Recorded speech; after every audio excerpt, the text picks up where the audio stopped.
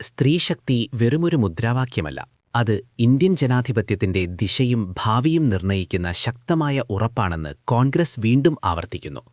രാജ്യത്തിന്റെ രാഷ്ട്രീയ സാമൂഹിക ഘടനയിൽ സ്ത്രീകൾക്ക് തുല്യ പങ്കാളിത്തം ഉറപ്പാക്കേണ്ടതിന്റെ ആവശ്യകത മുൻനിർത്തിയാണ് പാർട്ടി സ്ത്രീ ശാക്തീകരണത്തെക്കുറിച്ചുള്ള തന്റെ നിലപാട് കൂടുതൽ ശക്തമാക്കുന്നത്.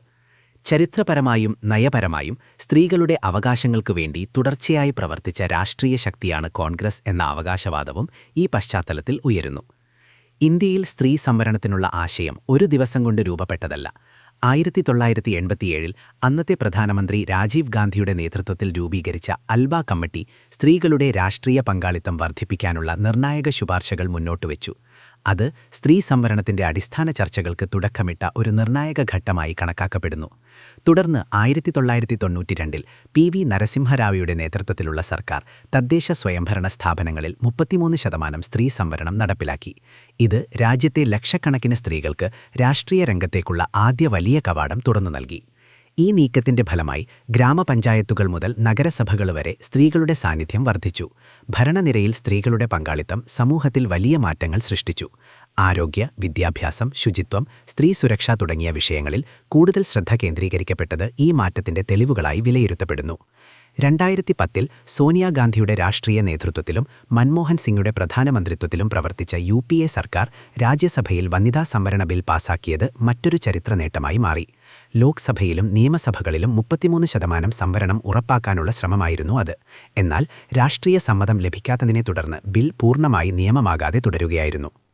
ഇതിനു പിന്നാലെ 2018 രാഹുൽ ഗാന്ധി പ്രധാനമന്ത്രി നരേന്ദ്രമോദിക്ക് കത്തെഴുതി ബിൽ ഉടൻ നടപ്പിലാക്കണമെന്നാവശ്യപ്പെട്ടത് കോൺഗ്രസിന്റെ നിലപാട് വ്യക്തമാക്കുന്ന മറ്റൊരു ഉദാഹരണമായി ചൂണ്ടിക്കാണിക്കപ്പെടുന്നു. സ്ത്രീകൾക്ക് തുല്യാവകാശം ഉറപ്പാക്കുക എന്നത് ഒരു രാഷ്ട്രീയ വാഗ്ദാനം മാത്രമല്ല, ഭരണഘടനാപരമായ ഉത്തരവാദിത്തമാണെന്നും കോൺഗ്രസ് നിരന്തരം ആവർത്തിച്ചു. എന്നാൽ കോൺഗ്രസിന്റെ വാദമനുസരിച്ച് വെറും സംവരണം നൽകുന്നതുകൊണ്ട് മാത്രം സ്ത്രീ ശാക്തീകരണം പൂർണ്ണമാകില്ല. സ്ത്രീകൾക്ക് യഥാർത്ഥ അധികാര പങ്കാളിത്തം ഉറപ്പാക്കേണ്ടതുണ്ട്. നിയമസഭകളിൽ സീറ്റുകൾ ലഭിക്കുന്നതു മാത്രമല്ല, നയനിർണയ തലങ്ങളിൽ സ്ത്രീകളുടെ സ്വാധീനം ഉറപ്പാക്കുന്നതാണ് പ്രധാനമെന്ന് പാർട്ടി ചൂണ്ടിക്കാട്ടുന്നു. ഇതാണ് ഇൻക്ലൂസീവ് എന്ന ആശയത്തിലൂടെ കോൺഗ്രസ് മുന്നോട്ടുവെക്കുന്ന പ്രധാന സന്ദേശം. ഇതോടൊപ്പം തന്നെ OBC വിഭാഗങ്ങളിലെ സ്ത്രീകൾക്ക് പ്രത്യേക സംവരണം ഉറപ്പാക്കേണ്ടതിന്റെ ആവശ്യകതയും കോൺഗ്രസ് ശക്തമായി ഉന്നയിക്കുന്നു. ഭാരതത്തിന്റെ സാമൂഹിക ഘടനയിൽ വലിയൊരു വിഹിതം പിന്നോക്ക വിഭാഗങ്ങൾക്കാണ്. എന്നാൽ രാഷ്ട്രീയ പ്രതിനിധാനത്തിൽ ഈ വിഭാഗങ്ങളിലെ സ്ത്രീകൾക്ക് ആവശ്യമായ പങ്കാളിത്തം ലഭിച്ചിട്ടില്ല. അതുകൊണ്ട് തന്നെ സ്ത്രീ സംവരണ ബില്ലിൽ OBC സംവരണം ഉൾപ്പെടുത്തുന്നത് സാമൂഹ്യനീതിയുടെ നിർണായക ഘടകമാണെന്ന് കോൺഗ്രസ് വാദിക്കുന്നു. പിന്നോക്ക വിഭാഗങ്ങളിലെ സ്ത്രീകൾ നേരിടുന്ന വെല്ലുവിളികൾ ഇരട്ടിയാണ്. ഒരു ഭാഗത്ത് ലിംഗവിവേചനവും മറുവശത്ത് സാമൂഹിക പിന്നാക്കാവസ്ഥയും. ഈ ഇരട്ട തിരിച്ചടികളെ മറികടക്കാൻ അവർക്കുള്ള രാഷ്ട്രീയ അവസരങ്ങൾ കൂടുതൽ ശക്തമാക്കേണ്ടതുണ്ട്. അതിനാൽ OBC സംവരണം ഉൾപ്പെടുത്തിയുള്ള വനിതാ സംവരണം മാത്രമേ യഥാർത്ഥ അർത്ഥത്തിൽ സമഗ്രമായ ശാക്തീകരണമായി മാറുകയുള്ളൂ എന്നാണ് കോൺഗ്രസിന്റെ നിലപാട്.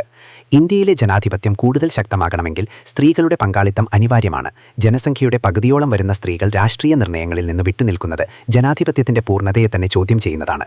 അതുകൊണ്ട് തന്നെ സ്ത്രീ ശാക്തീകരണം ഒരു സാമൂഹിക ആവശ്യകത മാത്രമല്ല, ഒരു ദേശീയ ആവശ്യകത കൂടിയാണ്.